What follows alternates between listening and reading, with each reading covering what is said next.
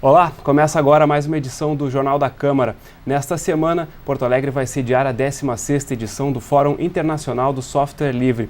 Para conversar sobre este assunto, nós recebemos aqui no estúdio hoje o Sadi Jacques, que é um dos idealizadores do evento. Ele vai nos contar por que é importante debater sobre o software livre e também os principais temas que vão ser abordados na edição deste ano.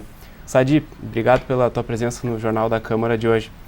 Sadi, a primeira pergunta que eu te faço é o seguinte, essa é a 16ª edição do Fórum Internacional do Software Livre e sempre aconteceu aqui em Porto Alegre. Por que é importante debater esse tema do software livre? Essa é uma pergunta que a gente vem tentando responder há exatos 16 anos agora, quase exatos, né? A gente inicia dia 8, semana que vem, de 8 a 11, o 16º Fórum Internacional Software Livre, no Centro de Eventos da PUC. E durante todo esse período a gente procura defender uma questão importante, que é o conhecimento aberto é melhor para todos, né? Para a sociedade como um todo. Por quê? Porque permite que a gente, com colaboração e compartilhamento desse conhecimento, faça com que ele seja melhor, seja maior, melhor e atenda a maior parte. Então, com esse objetivo, com esse entendimento, a gente vem fazendo a defesa do software livre, não só do ponto de vista técnico, que é muito fácil fazer pelas qualidades que os softwares livres mais famosos apresentam, mas também do ponto de vista social, ou seja, mostrando que governos, iniciativa privada, estudantes, enfim, a sociedade como um todo só se beneficia e se beneficiará cada vez mais se fizer uso intensivo de softwares livres, como na verdade vem fazendo de forma silenciosa as grandes empresas, os grandes complexos conglomerados de negócios no mundo inteiro. Então, se é bom para os grandes negócios, por que não seria bom para a sociedade? Sim, vamos deixar claro então para a população que nos assiste no que consiste o software livre, a diferença do software livre para o software privado, para não ter dúvida nenhuma. Certo. Para quem é da área, não é muito difícil explicar. Para quem não é um pouco mais complicado. Eu vou tentar mostrar isso com uma metáfora. Equivale a tu ir a uma ótima confeitaria, experimentar uma torta maravilhosa e sair com a vontade de comer mais, mas ter que voltar àquela confeitaria exclusivamente, né, ter que pagar por aquele serviço, aquele produto naquele local, porque não há em nenhum outro lugar aquele produto disponível. Isto é uma demonstração do que seria um software proprietário. Um software livre, ele disponibilizaria numa outra confeitaria, tu não apenas provaria uma torta maravilhosa, como tu também receberia a receita dessa torta. E tu poderia levar essa receita embora contigo, e poderia reproduzir essa mesma receita em casa ou em qualquer outro local, o momento que tu quisesse, sem a necessidade de retornar àquela confeitaria e pagar por aquele produto lá. Muitos perguntam, mas com esse modelo, a confeitaria que disponibiliza a receita iria à falência. Isso, em princípio, parece verdadeiro, mas não é assim que acontece. Por quê? Porque essa disponibilidade de conhecimento gera uma cooperação muito grande. Então, aqueles a quem é permitido trocar informações, fazem o quê? Indicam a confeitaria como uma confeitaria extremamente positiva, extremamente boa, né? Fazem alterações e ajustes naquela receita ou variações que são tão boas quanto e devolvem para essa confeitaria, que passa a ter novos produtos, inclusive, e passa com isso a gerar um ciclo muito mais virtuoso, inclusive de trabalho, de renda, de receita, para todos, não só para ela própria, mas para aqueles que vêm e desfrutam daquele produto. Então, essa é a diferença fundamental. O software livre, um programa para conversar com o computador, ele precisa duas linguagens, uma que a gente entende e a outra que a máquina entende. O software livre, ele te entrega as duas linguagens, as duas traduções, as duas versões do programa. O software proprietário não te entrega aquela que tu é capaz de entender, só que a máquina entende. Então, o programa roda no computador, ele executa as funções e as tarefas, mas tu não sabe como ele faz isso. O software livre ele te diz exatamente como tu pode auditar. Isso traz implicações como essa, por exemplo. No momento em que eu estou sabendo linha por linha o que ele executa, o que ele é capaz de fazer, eu consigo fazer a auditoria disso. Eu consigo verificar se esse programa não está, por exemplo, me enviando informações indesejáveis sobre a minha privacidade para qualquer lugar. Né? Eu posso verificar se esse programa, por exemplo, se ele está ligado a alguma questão contábil, se ele não está retirando recursos meus e encaminhando para alguma outra conta. Sim. Então, isto é um elemento extremamente relevante para a sociedade como um todo. Dá para dizer que o ponto principal é essa questão da colaboração, de que, usando a mesma metáfora que tu usaste, quem comprar o bolo pode melhorar a receita, deixar o software melhor do que ele já veio de fábrica? Sim, porque essa colaboração e esse compartilhamento geram o aumento do conhecimento para todos. O conhecimento para todos, aumentado, traz benefício para todos. Né? Conhecimento é a única coisa que, quando dois trocam, os dois ficam com mais. Né? É a única coisa, porque qualquer outra coisa que tu troque, tu vai me entregar algo e eu vou te entregar algo e nós seremos subtraídos daquilo que passamos para o outro. Conhecimento não, tem essa virtude de aumentar para todos o benefício. Então, essa possibilidade de compartilhar e colaborar em cima do conhecimento de software, de código, né, que também pode ser estendido para o conhecimento de modo geral, e a gente tem feito muito essa discussão, né, da promoção do conhecimento livre, razão pela qual a gente também discute hardware livre dentro do FISLI, do Fórum Internacional Software Livre. A gente também discute energia livre dentro do FISLI, ou seja, buscando alternativas, buscando ver formas de ampliar, qualificar cada vez mais as relações da sociedade com o conhecimento. Certo. E, bom, é a 16ª edição, sempre em Porto Alegre. A quais resultados já chegaram os debates promovidos pelo FISLI? Olha, durante esse período a gente fez muitos bons embates. Dois eu gostaria de citar que são extremamente importantes e que, digamos, são bem recentes assim, o resultado deles. Um deles é o chamado Marco Civil da Internet. Né? Então, nós tivemos um grande debate no país durante o ano passado, na verdade durante os últimos 2 anos, mas que de fato começou em 2009, quando nós realizamos o 10º Fórum, ou seja, há 6 anos atrás. 2009, nós tivemos a presença da Presidência da República, que no momento, na ocasião era o Luiz Inácio Lula da Silva, acompanhado inclusive da Ministra da Casa Civil, que era a Dilma Rousseff. Ambos estiveram no FISLI. Lá nós fizemos um debate muito intenso sobre questões relacionadas à internet, e lá lançamos a pedra fundamental do Marco Civil da internet. Quando eu digo lá, na verdade eu estou falando Porto Alegre, Centro de Eventos da PUC, Fórum Internacional Software Livre. Ali nasceu essa discussão que durante 6 anos foi evoluindo, foi amadurecendo e resultou, depois de muito debate, tensos debates inclusive no país como um todo, resultou na elaboração do Marco Civil da internet, que agora passa por uma segunda fase, que é a fase de regulamentação e da qual a Associação Software Livre acompanha, inclusive de perto, todos os movimentos para garantir que os direitos e liberdades do cidadão que é usuário da internet, que é usuário da rede, possam ser garantidos. Além disso, o outro exemplo que eu daria é o de uma lei, a chamada Lei do Software Livre, que foi criada em 2002 aqui no estado do Rio Grande do Sul, que logo em seguida recebeu uma ação direta de inconstitucionalidade por parte na época era o DEM, perdão, hoje é o DEM, na época era o PFL, o partido. E essa ação direta de inconstitucionalidade, ela evitou o exercício da lei até recentemente.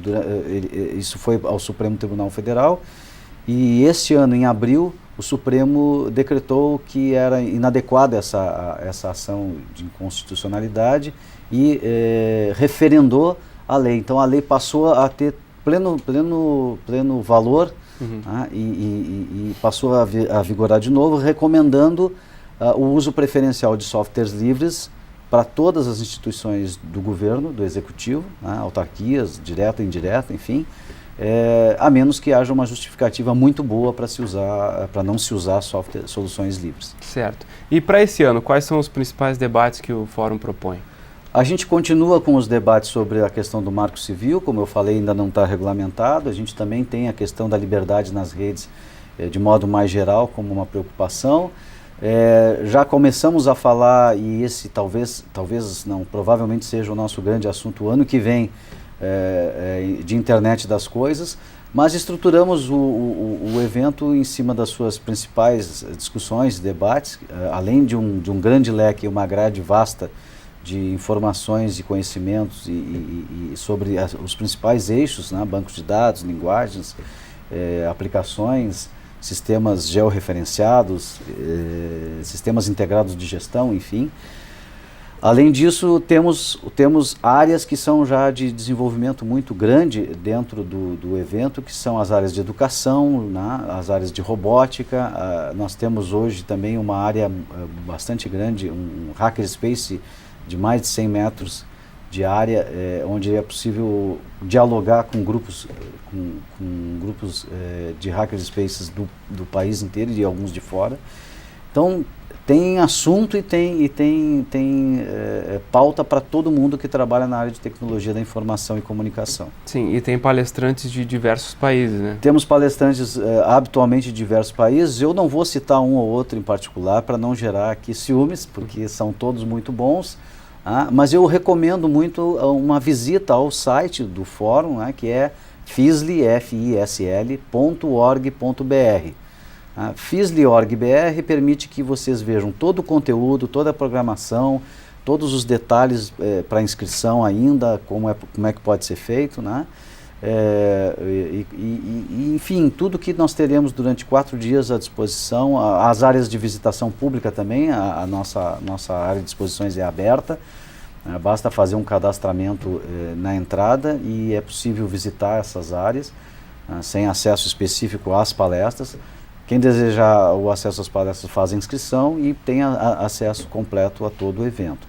Mas só a área de exposição já permite uma percepção assim, bastante boa da energia, da qualidade, né, do debate que a gente produz lá durante 4 dias. Tem também workshops e oficinas, né? Exatamente. Elas são abertas ou só para os... Não, elas também são para os inscritos específicos nessas oficinas. Não? Então elas já vêm sendo preenchidas à medida em que os inscritos vão se inscrevendo no evento.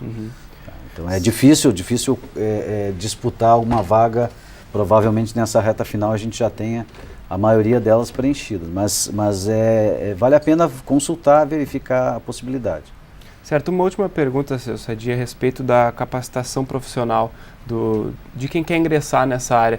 O software livre ele faz parte da capacitação profissional das principais universidades e empresas e instituições que ensinam a questão da programação e engenharia da computação?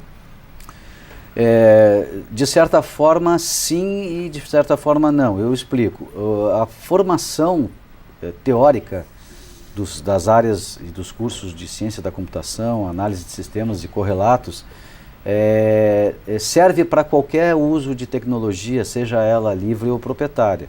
A verdade verdadeira é que usar tecnologia, esse tipo de conhecimento de desenvolvimento de sistemas, análise e programação em tecnologias proprietárias é muito mais difícil, porque as soluções proprietárias têm um dono e só trabalhando para esse dono especificamente é que tu consegue fazer uso de capacitações dessa ordem. Com as tecnologias livres, não. Tu pode simplesmente fazer um curso e instalar na tua máquina em casa ou mesmo na universidade, se for autorizado, tu pode instalar os elementos necessários para fazer, inclusive, desenvolvimento de aplicativos, né, para promover o desenvolvimento ou melhoria de aplicativos, caso o profissional tem interesse por uma área específica e por aplicações específicas. A maioria delas tem comunidades. Então, basta um diálogo com essas comunidades, né? Basta se inserir nesse contexto, conversar com essas comunidades e passar a fazer parte delas, contribuindo com o desenvolvimento de código dessas soluções. As universidades, elas têm dois universos básicos. Um deles é o da pesquisa, extremamente importante, e onde se utiliza de forma mais intensiva softwares livres, justamente pela necessidade de adaptação, de adequação de códigos às necessidades do projeto específico.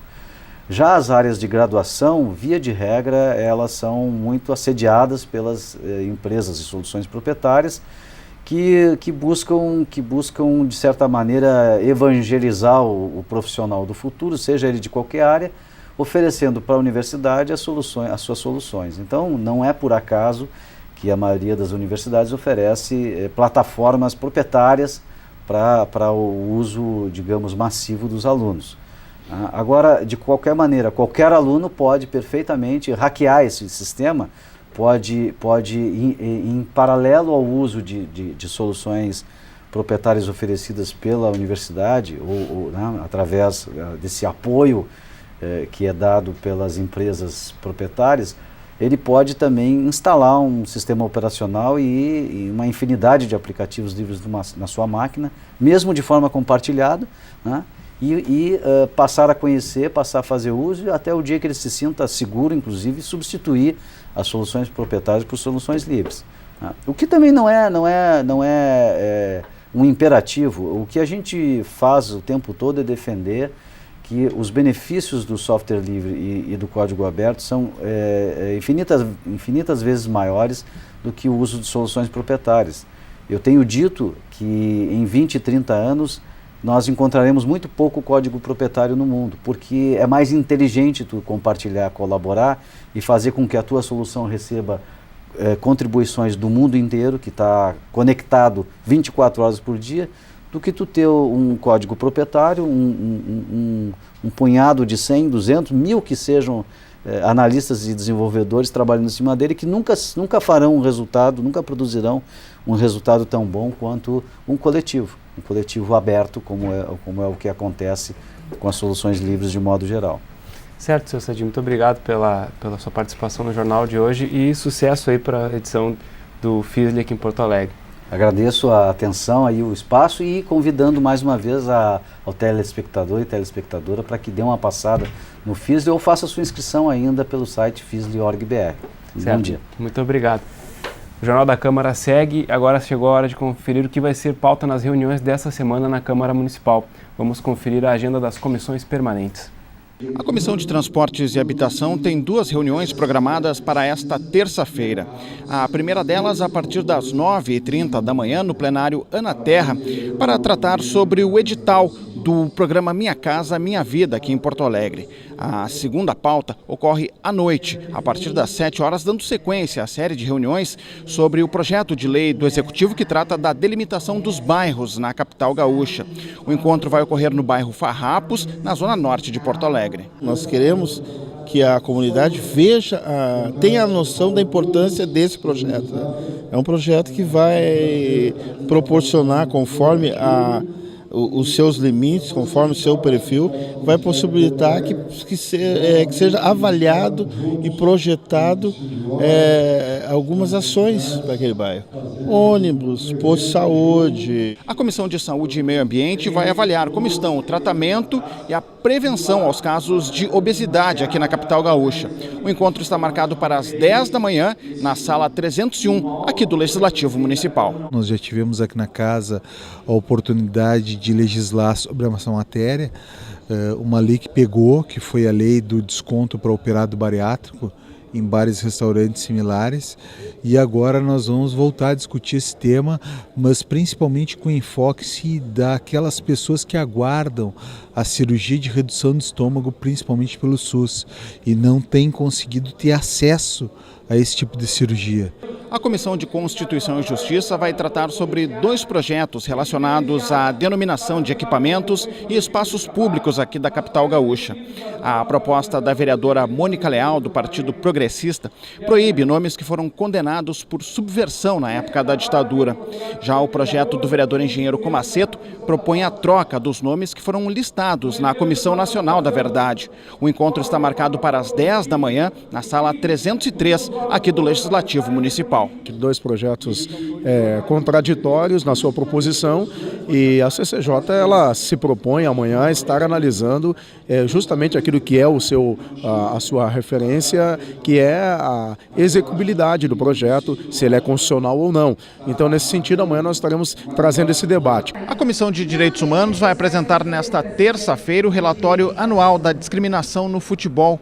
O encontro está marcado para as 2h30 da tarde na sala 302. A questão do preconceito e discriminação no futebol é apenas, digamos assim, a ponta do iceberg. A nossa sociedade, ela é permeada por ações discriminatórias, preconceituosas, e muitas vezes os espaços públicos, né, como é a paixão nacional, o futebol, né, muitas vezes as pessoas externalizam, né, esse sentimento tão prejudicial, tão danoso à nossa sociedade. E a Comissão de Educação vai visitar nesta terça-feira a Escola Dr. Oswaldo Aranha, no bairro Jardim Ipiranga. A atividade acontece a partir das 2h30 da tarde. É uma escola estadual que está dentro, né, do município, né? E então não nos custa nada ir lá ver e fazer esse pedido lá para o Estado, né? É porque é uma coisa que me toca muito, que me interessa muito, é o que a diretora que a gente esteve vendo lá, é que o espaço de lazer, o espaço do futebol, está muito buraco, destruído.